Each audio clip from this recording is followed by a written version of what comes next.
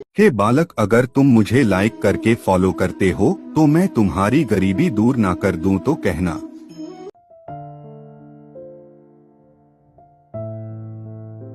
भगवत गीता के ये 30 उपदेश आपको अपनी जिंदगी में हर जगह पर बहुत काम आएंगे।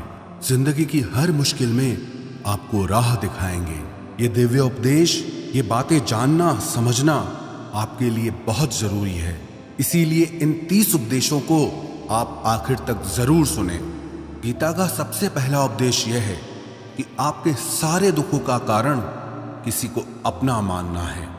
आप कभी गौर करना, आपकी जिंदगी के सारे दुख, सारी तकलीफें, सारी चिंताएं वहीं से आती है जहां आपका अपनापन होता है कि ये मेरा है, ये मेरा अपना है। वहीं से आपकी जिंदगी में दुख आना शुरू हो जाते हैं।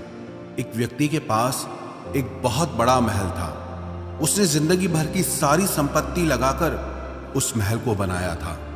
आसपास के शहरों के कई लोग उसके महल को देखने आते थे।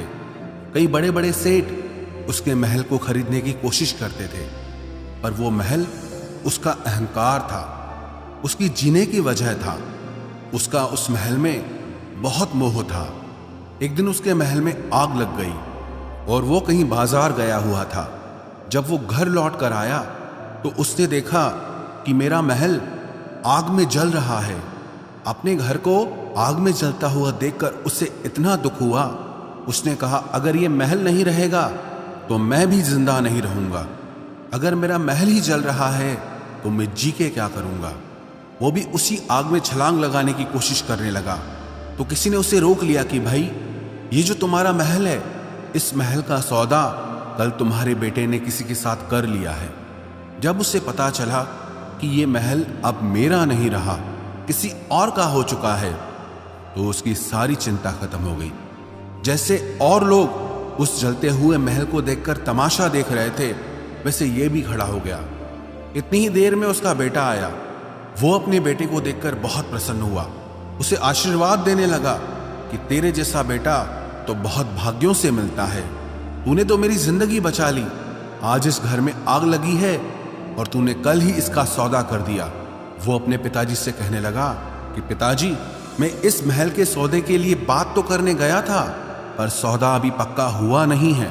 जब उसके पिता ने यह सुना कि अभी इस महल का सौदा हुआ नहीं है तो वो फिर फूट फूट के रोने लगा, फिर अपनी छाती पीटने लगा। महल वही है, इंसान वही है, लेकिन जब महल मेरा है तब वो दुख भी देता है, खुशी भी देता है। लेकिन जब वो मेरा नहीं है, उससे मेरा कोई रिश्ता नहीं है, तो सारे दुख ही खत्म हो जाते हैं। ऐसे ही जिंदगी में जब किसी जगह को, किसी इंसान को, किसी रिश्ते को, किसी काम को हम अपना मान लेते हैं, मेरा मान लेते हैं, तो वहीं से ही सारे दुखों की शुरुआत होती है, वहीं से हर तकलीफ की शुरुआत होती है।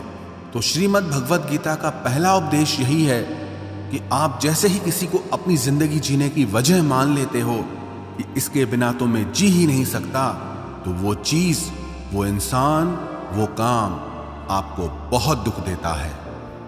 गीता का दूसरा उपदेश यह है कि अवश्यमेव भोक्तव्यम कृतम कर्म शुभाशुभम, कि आपने कोई भी कर्म किया हो उसका फल आपको जरूर भोगना पड़ेगा। अगर आपने अच्छे कर्म किए हैं तो जाने अनजाने किसी मुश्किल वक्त में आपको वो आपके अच्छे कर्म उस मुश्किल वक्त से बचा लेंगे।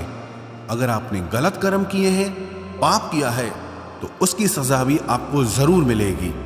वो इंसान कितना ही छुप कर कर्म करे, चाहे वो कितना ही चालाकी से कर्म करे, लेकिन कहते हैं कि उस परमात्मा के, ईश्वर के चारों तरफ कैमरे लगे हुए हैं। हमारे एक एक कर्म पर वो प्रकृति, वो परमात्मा अपनी दृष्टि बनाए रखते हैं। हमारे एक एक कर्म का हिसाब होता है। एक गांव में दो मित्र रहते थे। उन दोनों ने विचार किया कि इस गांव में हम धन नहीं कमा पा रहे। वो दोनों धन कमाने के लिए शहर में चले गए। कुछ वर्ष वहां रहकर उन्होंने काफी धन कमाया। फिर सोचा कि अब हम अपने घर वापस चलते हैं, पर्याप्त मात्रा में हमने धन कमा लिया है। उस समय पे यातायात की इतनी सुविधाएं नहीं होती थी। वो अपने बैलों पर ही यात्रा कर रहे थे।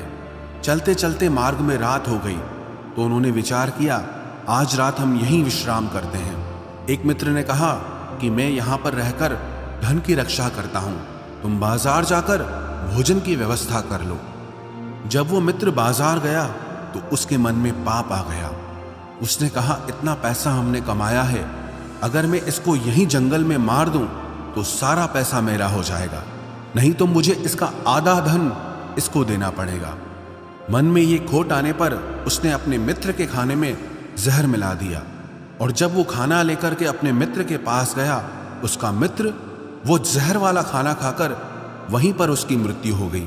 वो व्यक्ति सारा धन लेकर के अपने घर वापस आ गया। फिर उसके घर में एक पुत्र ने जन्म लिया। जब उसका बेटा पैदा हुआ तो वो बहुत बीमार रहता था। उसने अपने जीवन में जो कुछ भी धन कमाया था, उसका वो सारा धन अपने बेटे के इलाज में ही खत्म हो गया। बेटा बड़ा होता गया और उसका धन नष्ट होता गया। जब उसका बेटा थोड़ा बड़ा हो गया तो उसके पिता ने पूछा कि बेटा, तू इतना बीमार क्यों रहता है, तू ठीक क्यों नहीं होता? मैंने अपनी जिंदगी का सब कुछ तुझ पे लगा दिया, पर फिर भी तेरी तबीयत ठीक नहीं रहती। तो उसके बेटे ने बोला, कौन सा बेटा और कौन सा पिता? मैं तेरा वही मित्र हूं जिसको तूने जंगल में जहर दे के मार दिया था, लेकिन मैं अपना वही हिसाब पूरा करने के लिए तेरे पुत्र के रूप में तेरे घर में आया हूं। अब मेरा तेरा हिसाब बराबर और मेरा जीवन अब यहीं समाप्त होता है। तो गीता का उपदेश हमें यही सिखाता है, कोई अपने आप को कितना भी चालबाज समझता हो, होशियार समझता हो, लेकिन अगर उसने गलत कर्म किया है, चाहे आज नहीं तो कल उसे उसका फल भोगना ही पड़ेगा। कोई भी व्यक्ति अपने किए हुए कर्म से बिना उसको भोगे कभी छूट नहीं सकता। गीता का तीसरा उपदेश यह है कि आज में जियो, कल की चिंता करना छोड़ दो। जो भी व्यक्ति अपने बीते हुए कल या अपने आने वाले कल में खोया रहता है, वो जिंदगी में कभी खुश नहीं रह सकता। आपको जिंदगी में खुशी सिर्फ और सिर्फ तब मिल सकती है जब आप वर्तमान में जी सके, आज के आनंद को जी सके। बीते हुए कल का और आने वाले कल का कोई वास्तविक अस्तित्व नहीं होता, वो सिर्फ आपकी बुद्धि और आपके विचारों में होता है।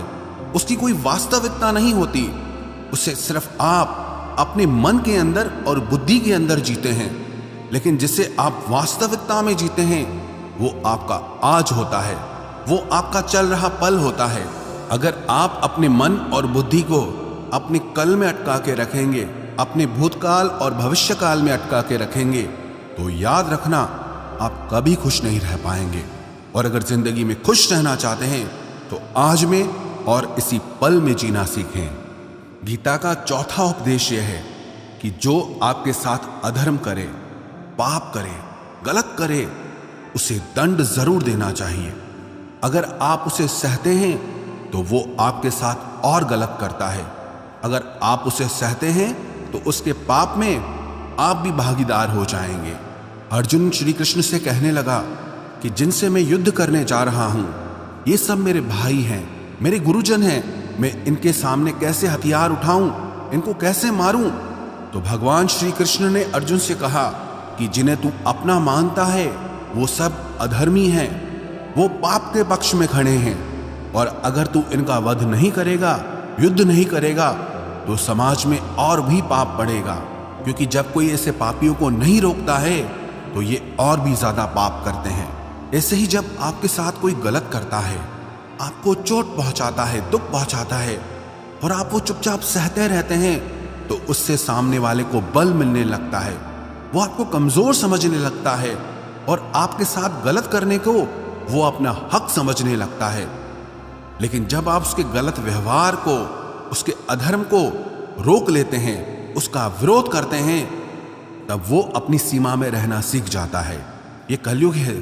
अगर इस जमाने में आपको खुश रहना है तो आपको अपनी रक्षा खुद ही करनी होगी।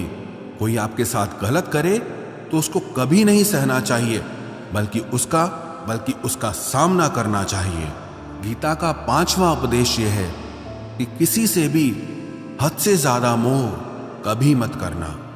जिसमें भी आप सबसे ज्यादा मोह लगाओगे, देखना वो आपको जरूर रुलाएगा। मोह की वजह से ही आप किसी के पीछे मरते रहते हैं। मोह के वजह से ही आपको कई बार अपना अपमान भी सहना पड़ता है, और कई लोगों को मोह की वजह से ही अपना अपमान दिखता तक भी नहीं है कि सामने वाला मेरी इज्जत तक नहीं कर रहा और मैं उसके पीछे मर रहा हूं। मोह आपकी आंखों पे ऐसी पट्टी लगा देता है कि आपको सच और झूठ दिखाई ही नहीं देता, आपको किसी इंसान का चेहरा दिखाई ही नहीं देता। आप जो देखते हैं, जो सुनते हैं, उसी पर यकीन कर लेते हैं, फिर चाहे आपको कितना ही दर्द मिल रहा हो। अगर आप किसी इंसान को ठीक से समझना चाहते हैं, किसी की सच्चाई जानना चाहते हैं, तो उसके लिए ये बहुत जरूरी है कि आप उसके मोह से जल्दी बाहर आ जाएं। वास्तविकता में रिश्ते दुख नहीं देते, आपका मोह आपको दुख देता है। जिस दिन मोह खत्म, उस दिन आपको किसी भी रिश्ते से कोई दुख नहीं मिल सकता, क्योंकि आपको फिर कोई फर्क ही नहीं पड़ेगा। गीता का छठा उपदेश यह है कि आप वो मत करो जो सब करते हैं, बल्कि वो करो जो आपके लिए सही है। स्वधर्मम निधनम श्रेय परधर्मो भयावह। श्री कृष्ण ने अर्जुन से कहा कि जो तेरा कर्तव्य है, जो तेरे लिए सही है, जो तुझे करना चाहिए, तू वो कर। तू कभी भी वो काम मत कर जो दुनिया कर रही है, क्योंकि अर्जुन श्री कृष्ण से कहने लगा कि ऐसे भयंकर युद्ध में पड़ने से अच्छा है कि मैं सन्यासी बन जाऊं।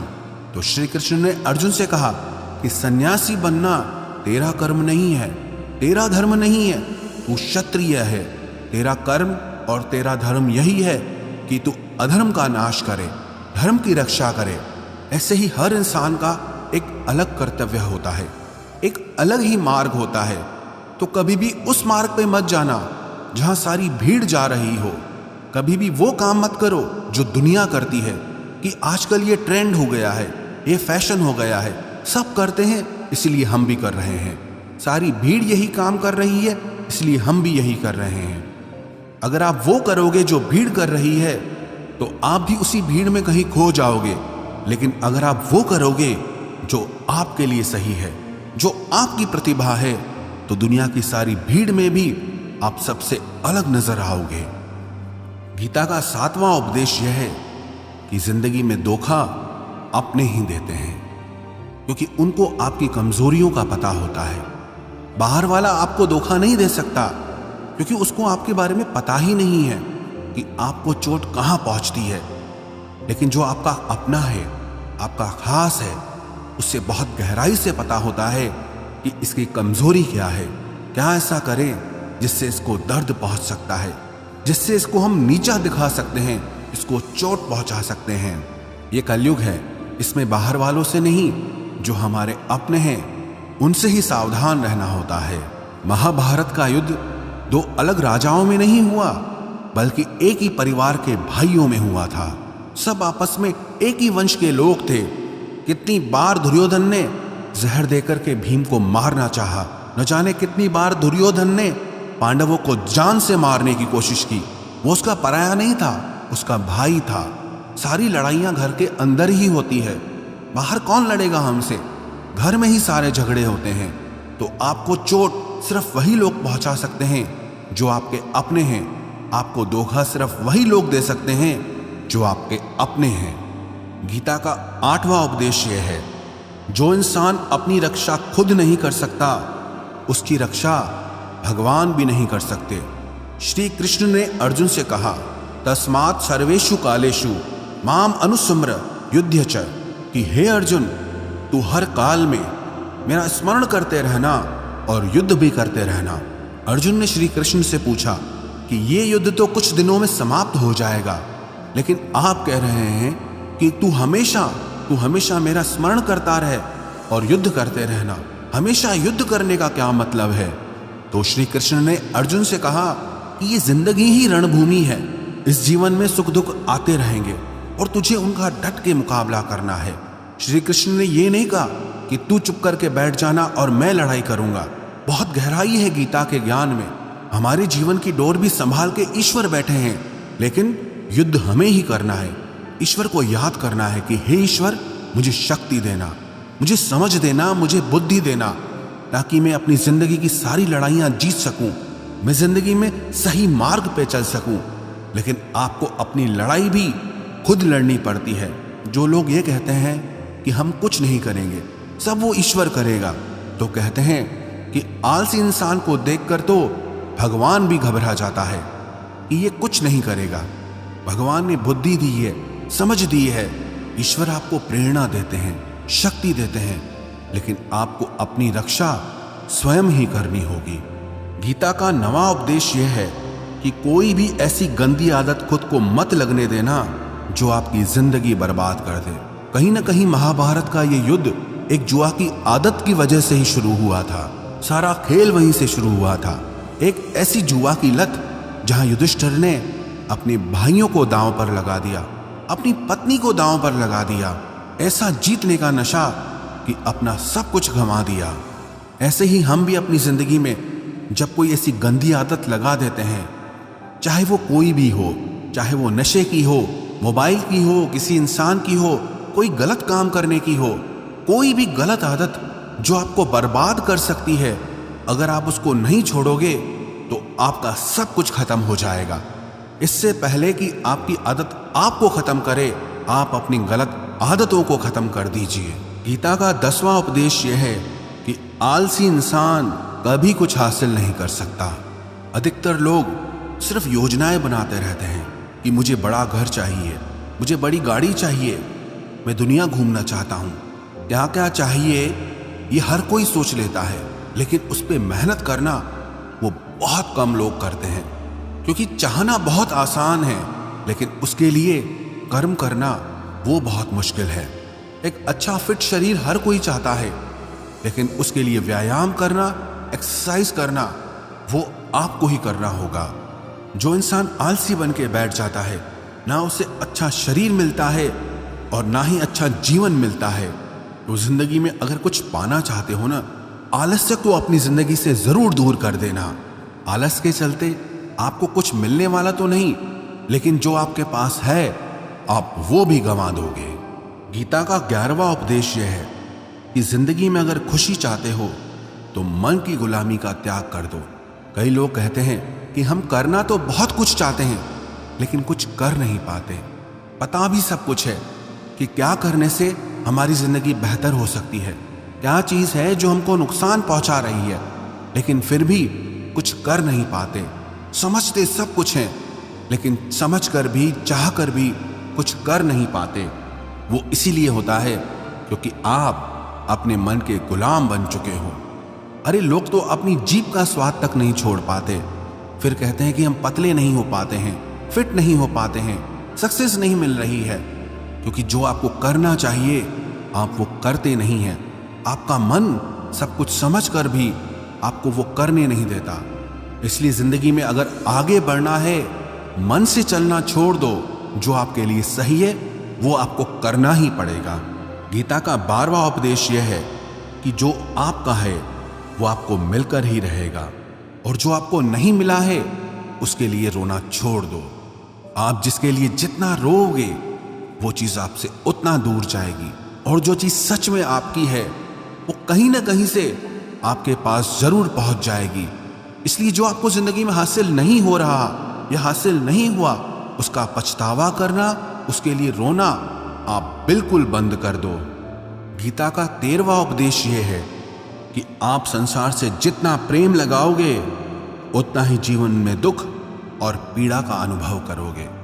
गीता का 14वां उपदेश यह है कि जिस इंसान को बात बात पर क्रोध आता है, सुख और शांति उसके जीवन में कभी नहीं आ सकते। क्योंकि जो इंसान बहुत ज्यादा क्रोधी होता है ना, उसके सारे मित्र उसे छोड़कर चले जाते हैं। वो मन में भी कुढ़ता रहता है, वो अपने मन में भी दर्द में ही जीता है, तकलीफ में ही जीता है। ज्यादा गुस्सा करके, ज्यादा क्रोध करके जो भी आपके पास है, देखना आप उसे भी नष्ट कर दोगे, और ऐसे इंसान को शांति तो कभी मिलने वाली नहीं है। इसलिए अपनी जिंदगी में शांति चाहते हो तो बात बात पर गुस्सा करना छोड़ देना चाहिए। गीता का 15वां उपदेश यह है कि चाहे आप किसी की मदद करो या ना करो, लेकिन जानबूझकर कभी किसी का दिल नहीं दुखाना चाहिए। क्योंकि जब किसी का दिल आपकी वजह से दुखता है ना, तो याद रखना आपको भी वो दर्द एक दिन जरूर मिलेगा, क्योंकि जब आप किसी का दिल दुखाते हैं तो आपको पता नहीं चलता, लेकिन जब कोई आपका दिल दुखाता है तब आपको समझ में आता है कि दिल पर चोट लगने से कितना दर्द होता है। इसलिए चाहे आप किसी की मदद करो या ना करो, लेकिन किसी का दिल कभी नहीं दुखाना चाहिए। गीता का 16वां उपदेश यह है, जो मुश्किल वक्त में, जो दुख के समय में आपका साथ दे, सिर्फ वही आपका अपना है, बाकी सब पराए हैं। अपनेपन का नाटक करने वाले बहुत लोग होते हैं, बड़ी बड़ी बातें करने वाले बहुत लोग होते हैं कि हम आपसे बहुत प्रेम करते हैं, कोई भी दुख हो, कोई भी तकलीफ हो, हमें याद करना। लोग दुख उठाने की बात करते हैं, लोग आने जाने की बात करते हैं, हाथ मिलाना तो ठीक से नहीं जानते और दिल मिलाने की बात करते हैं। जब सच में आपकी जिंदगी में तकलीफ आएगी ना, तब आपको समझ में आ जाएगा कि आपका साथ देने के लिए कौन खड़ा है, क्योंकि उस समय पे सारे लोग भाग जाते हैं, क्योंकि लोगों को पता होता है कि ये व्यक्ति हमारे पास आया तो हमसे मदद ही मांगेगा, हमको कुछ दे नहीं पाएगा। लोग आपसे सिर्फ तभी रिश्ता रखते हैं कि आप उन्हें कुछ दे सकते हैं, आपसे उन्हें कुछ फायदा हो सकता है। लेकिन जब लोगों को ये पता चल जाता है, समझ में आ जाता है कि उनको आपसे कोई फायदा नहीं होने वाला, बल्कि उनको आपकी मदद करनी पड़ेगी, तो वो आपको दूर से ही देख के भाग जाते हैं। इसलिए जो आपके मुश्किल वक्त में आपके साथ खड़ा हो जाए, सिर्फ वही आपका अपना होता है, बाकी इस दुनिया में सब पराए हैं, क्योंकि सिर्फ अपना अपना कह देने से कोई अपना नहीं हो जाता। गीता का 17वां उपदेश यह है कि जो कुछ भी होता है अच्छे के लिए होता है, जो हो रहा है वो भी अच्छे के लिए हो रहा है, और जो आने वाले भविष्य में होगा वो भी अच्छे के लिए होगा। हालांकि ये बहुत गहरी बात है। कुछ चीजें जिंदगी में ऐसी होती हैं जो हमें लगता है कि मेरे साथ ही ऐसा क्यों हुआ, मेरे साथ ही होना था ये सब। लेकिन जब वो वक्त गुजर जाता है, एक दिन हमको समझ आता है कि अगर हमारे साथ ये सब नहीं होता तो आज हम इस मुकाम पर नहीं होते।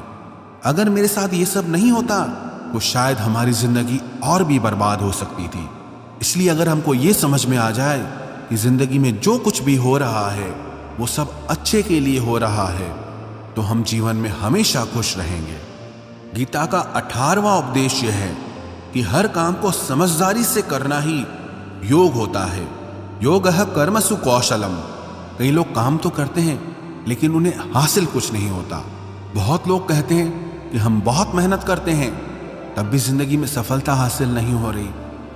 बहुत कुछ करने से, बहुत मेहनत करने से आपको सफलता नहीं मिलेगी, लेकिन सही तरीके से, समझ के साथ काम करने से आपको जिंदगी में सफलता जरूर मिलेगी। गीता का 19वां उपदेश यह है कि कभी भी किसी भी चीज की अति नहीं करनी चाहिए। कोई भी चीज हद से ज्यादा मत करना। किसी से प्रेम भी हद से ज्यादा मत करना। किसी से नफरत भी हद से ज्यादा मत करना। हद से ज्यादा मीठा भी खराब, हद से ज्यादा कड़वा भी खराब। हद से ज्यादा आराम भी आपको बीमार कर देगा। हद से ज्यादा खाना भी आपको बीमार कर देगा। हद से ज्यादा भूखा रहना भी आपको नुकसान पहुंचाएगा, और हद से ज्यादा जागना भी आपको बहुत नुकसान पहुंचाएगा। तो जीवन को संतुलन के साथ जीना चाहिए। जैसे ही आप संतुलन खो देते हैं, वैसे ही आपके जीवन में दुर्घटना हो जाती है। गीता का 20वां उपदेश यह है कि जिसे आप सबसे ज्यादा महत्व दोगे, वो आपको कभी महत्व नहीं देगा। आपने कभी गौर किया कि आपका अपमान कौन लोग करते हैं? आपका अपमान सिर्फ वही लोग करते हैं जिसे आप सबसे ज्यादा महत्व देते हैं। दूसरों की इज्जत करना अच्छी बात है, पर दूसरों की अगर बहुत ज्यादा इज्जत करोगे तो उनकी नजर में आपकी ही इज्जत खत्म हो जाती है। इसीलिए किसी को भी कभी भी अपना सब कुछ नहीं बनाना चाहिए कि तुम ही मेरे सब कुछ हो। जैसे ही आप किसी को सब कुछ बना लेते हैं अपना, तो आप उसके लिए कुछ भी नहीं रह जाते। इसलिए लोगों को इज्जत उतनी ही देनी चाहिए जितना वो हजम कर सकें। हद से ज्यादा इज्जत देना आपकी ही बेइज्जती करवा सकता है। गीता का 22वां उपदेश यह है कि किसी पर भी आंख बंद करके भरोसा मत करना। जैसे महाभारत की कथा में दुर्योधन ने कितनी बार षड्यंत्र करके पांडवों को मारने की कोशिश की, आग में जलाने की कोशिश की, और वो धर्म पे चलने वाले लोग बार बार उसकी बातों में आ जाते थे। ये बात और है कि ईश्वर उनकी रक्षा कर रहे थे, पर जिसे वो अपना भाई समझ रहे थे, जिसे वो अपना सगा समझ रहे थे, जिस पे वो भरोसा कर रहे थे, वही उनकी मृत्यु करवाना चाहता था। इसीलिए भरोसा करते समय अपनी आंखें जरूर खुली रखना। गीता का 23वां उपदेश है, जिसके साथ सत्य और ईश्वर की शक्ति है, चाहे सारी दुनिया उसके खिलाफ हो जाए, लेकिन अंत में जीत उसी की होती है। श्रीमद् भगवत गीता में 18 अध्याय हैं, 700 श्लोक हैं।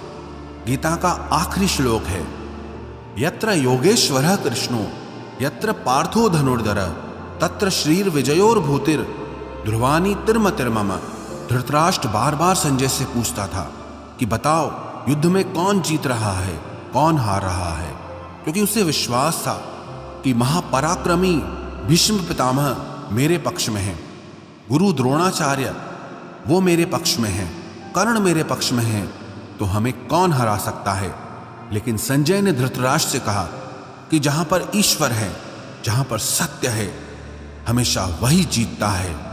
चाहे आपके पास कितनी भी शक्ति क्यों ना हो, लेकिन सत्य और ईश्वर जिसके साथ खड़े हो जाएं, उसे दुनिया में कोई भी नहीं हरा सकता। गीता का 24वां उपदेश है कि जीवन में लड़ाई झगड़े से बचना चाहिए, लेकिन जब बात आपके चरित्र, सम्मान और अधिकार की हो तो लड़ना भी चाहिए। अर्जुन भी महाभारत का युद्ध करना नहीं चाहता था, क्योंकि सामने उसके अपने खड़े थे, लेकिन श्री कृष्ण ने उसे उपदेश दिया कि यहां पर बात लड़ाई की नहीं है, तेरे सम्मान की है, तेरे चरित्र की है, तेरे अधिकार की है। जो द्रौपदी के साथ कौरवों ने भरी सभा में अपमान किया, उसे नग्न करने की कोशिश की, इतना बड़ा अधर्म किया, वो तुम्हें कभी नहीं सहना चाहिए। इसलिए बात जब आपके चरित्र पे आ जाए, आपके सम्मान पे आ जाए, तो चाहे वो अपना ही क्यों ना हो, आपको उसके साथ जरूर लड़ना चाहिए। गीता का 25वां उपदेश यह है, चाहे कितना भी बुरा वक्त आ जाए, लेकिन जो इंसान जिंदगी में हिम्मत नहीं हारता, वो सब कुछ हासिल कर सकता है। जब पांडव लोग जुए में सब कुछ हार गए, उनको 12 साल के लिए वनवास मिला और 1 साल के लिए अज्ञातवास मिला। वो भिक्षा करके अपनी जिंदगी को पालते थे, जंगलों में भटकते रहते थे, भयानक जानवरों के बीच, लेकिन इतना मुश्किल वक्त झेलने के बाद भी आखिरी में विजय उन्हीं की हुई, क्योंकि उन्होंने अपने अंदर में कभी हिम्मत नहीं खोई थी। ऐसे ही आपकी जिंदगी में कितना ही मुश्किल वक्त क्यों ना आ जाए, लेकिन आपके अंदर अगर हिम्मत है तो जीत आपकी ही होगी। गीता का 26वां उपदेश यह है कि जो किसी और का है उस पर कभी अधिकार मत जमाना, कभी कब्जा मत जमाना। जब शकुनी ने षड्यंत्र करके पांडवों को हस्तिनापुर से अलग करवा दिया, एक खांडव प्रस्थ का राज्य दे दिया, जहां की भूमि भी बंजर थी, जहां कुछ नहीं हो सकता था, लेकिन पांडवों ने उस शहर को इतना सुंदर बनाया, इतना वैभवशाली बनाया कि हस्तिनापुर भी उसके आगे फीका लगने लगा। और उनके उस वैभव को देख के, सुख को देख के दुर्योधन अंदर ही अंदर जलता था। उसने कई बेईमानियां करके, षड्यंत्र करके उनका वो खांडव प्रस्थ भी उनसे छीन लिया। जो चीज उसकी नहीं थी उस पर कब्जा किया। तो उसका आखिर में परिणाम यही हुआ कि जो चीज उसके पास थी वो भी उसके पास नहीं रही। इसलिए जो आपका नहीं है कभी उस पर अधिकार नहीं जमाना चाहिए। गीता का 27वां उपदेश यह है कि वही इंसान जिंदगी में सफल माना जाएगा जो अंदर से हमेशा खुश रहता है। बाहर से तो सब खुश दिखाई देते हैं, लेकिन अंदर से इंसान अशांति से भरा रहता है। बहुत पैसा कमा लिया, कामयाबी हासिल कर ली, लेकिन वो कामयाबी असली नहीं है। असली कामयाबी तब मानी जाएगी जब आपका मन खुश रहता हो। गीता का 28वां उपदेश यह है कि आप जैसा अन्न खाओगे वैसा ही आपका मन और आपकी बुद्धि होगी। आप वैसा ही कर्म करोगे, वैसा ही आचरण करोगे। सात्विक अन्न खाओगे तो आपका मन भी सात्विक होगा, सात्विक व्यवहार भी करोगे, सोच भी आपकी अच्छी होगी, तमोगुणी और रजोगुणी आहार करोगे तो आपकी बुद्धि भी वैसी होगी, आप काम भी वैसे करोगे। श्री कृष्ण ने भगवत गीता में सात्विक, राजसी और तामसी इन तीनों आहारों का विस्तार से वर्णन किया है कि क्या खाना चाहिए, क्या नहीं खाना चाहिए। पर सार यही है, जो मनुष्य सात्विकता से भोजन करता है, सात्विक भोजन करता है, उसे जीवन में शांति और सुख जरूर मिलते हैं। गीता का 29वां उपदेश है कि बुरा इंसान कभी अपनी बुराई नहीं छोड़ेगा। चाहे आप उसके साथ कितना भी अच्छा चलो, वो आपको तकलीफ देगा ही देगा। इसलिए जो जैसा है आप उसके साथ वैसा ही व्यवहार करो। बुरे इंसान के साथ आप कितना भी अच्छा बन जाओ, वो कभी अच्छा नहीं बनने वाला। दुर्योधन जंगल में पांडवों को मारने के लिए गया था, लेकिन वहां पर भीलों ने दुर्योधन को पकड़ लिया। उसका मित्र कर्ण भी उसे छोड़कर भाग गया। वो भील दुर्योधन को मार देना चाहते थे, लेकिन युधिष्ठिर अपने भाई की रक्षा करने के लिए वहां पहुंच गया, उसके जीवन की रक्षा की। लेकिन उसके बाद भी वो हमेशा पांडवों का नुकसान ही करता रहा। इसलिए अगर कोई इंसान बुरा है, उसके साथ आप ज्यादा अच्छा बनने की कोशिश मत करो। जो जैसा है आप उसके साथ वैसा ही व्यवहार करो। गीता का 30वां उपदेश है कि जो इंसान अपने कामों को समय से खत्म नहीं करता, समय की कदर नहीं करता, उसकी जिंदगी का सारा समय व्यर्थ में ही समाप्त हो जाता है। क्योंकि समय ही आपका जीवन है। अगर आप समय को व्यर्थ ही नष्ट करते रहेंगे, व्यर्थ के कामों में गंवा देंगे, तो आपको जीवन में कुछ भी हासिल नहीं होगा। अगर कुछ जिंदगी में पाना चाहते हो तो समय की कदर जरूर करना।